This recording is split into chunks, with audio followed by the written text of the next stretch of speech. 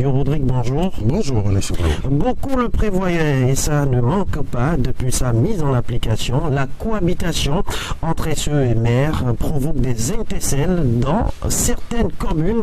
Et pour vous, ce sont les maires même qui sont à la base de cette situation. Oui, René Soublo, la mise en place de cette nouvelle loi sur la décentralisation avec le déploiement des différents responsables comme pilier central, le secrétaire exécutif fait grincer les dents depuis quelques mois parce que par endroits, comme vous l'avez dit, la cohabitation ne se passe pas très bien comme cela aurait dû être. Les maires, voyant que presque toutes les attributions qui leur étaient dévolues sont passées dans l'escarcelle des SE qui ont rang le super maire qui ne dit pas son nom. Mais si l'on doit porter un jugement sur cette nouvelle mouture qui dépouille la décentralisation de son essence même, il ne faut pas porter des gants pour reconnaître que les 19 ans de décentralisation étaient un échec sur beaucoup de plans dans notre pays.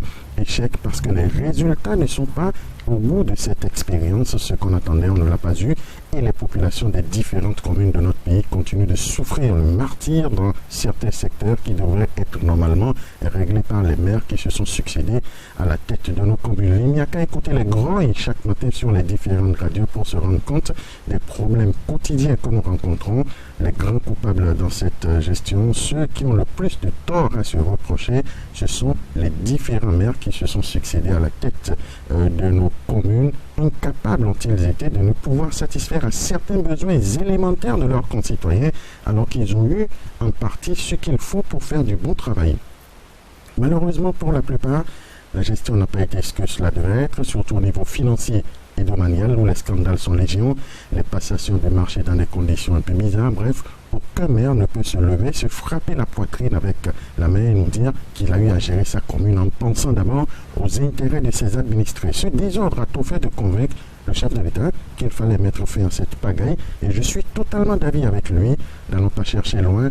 Regardons l'état de la ville de Parakou, par exemple, où nous sommes, alors que nous avons eu tout ce qu'il fallait pour faire du bon travail. Malheureusement, eh bien, nous végétons dans une situation déplorable alors que nous avons des machines pour soulager, par exemple, en termes de mobilité, notre environnement. Bref, ces types de situations ne peuvent que pousser à ce qui leur arrive aujourd'hui et ils l'ont bien cherché à leurs successeurs donc de supporter ce calvaire. Rodrigue, est-ce les maires seuls qui sont coupables? Non, il n'y a pas que les maires à incriminer. Il faut reconnaître qu'il y a aussi d'autres acteurs qui n'ont pas joué leur partition comme cela se doit, à commencer d'abord par nous, par les populations elles-mêmes.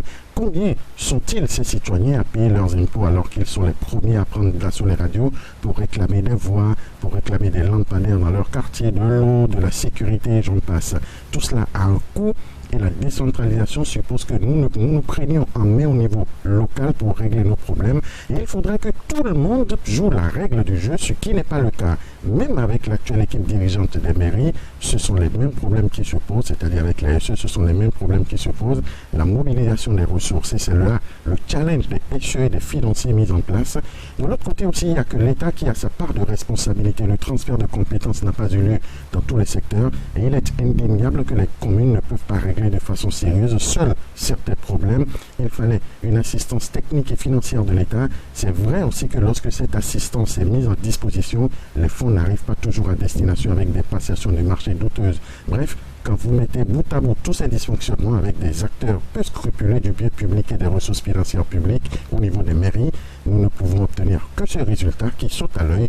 Aucune commune ne peut dire aujourd'hui qu'elle a réussi la transition vers la décentralisation et que les citoyens s'en réjouissent. Mais pourtant, il y a une fêtière qui semble accompagner les communes. Il s'agit de l'Association nationale des communes du Bénin, NCB. Ah oui, ce sont des organisations pour lesquelles moi j'accorde peu de crédit. C'est plutôt pour moi un syndicat d'amis maires, un club d'amis qui se retrouve pour perpétuer une tradition, celle de ne presque rien apporter aux communes. Sinon, je ne vois pas de façon concrète le changement ou l'évolution que cette structure apporte à notre vécu de tous les jours dans nos communes. C'est une fêtière des maires et des communes comme cela existe dans plusieurs pays, mais on voit comment dans d'autres pays, l'association pèse sur les décisions gouvernementales et apporte du concret.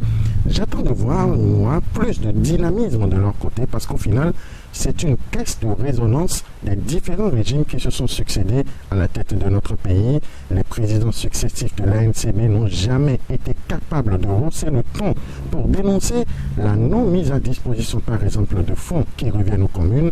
Ils sont juste dans un rôle d'accompagnement des régimes et leur léthargie ne fait qu'enfoncer les communes dans la précarité.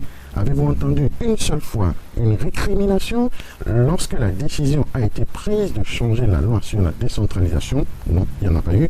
Avez-vous entendu une seule remise en cause de leur part dans la gestion des différentes communes dans notre pays? Il n'y en a pas. Ils sont juste là parce qu'il faut être là. Et à mon avis, cette association est à la limite inutile.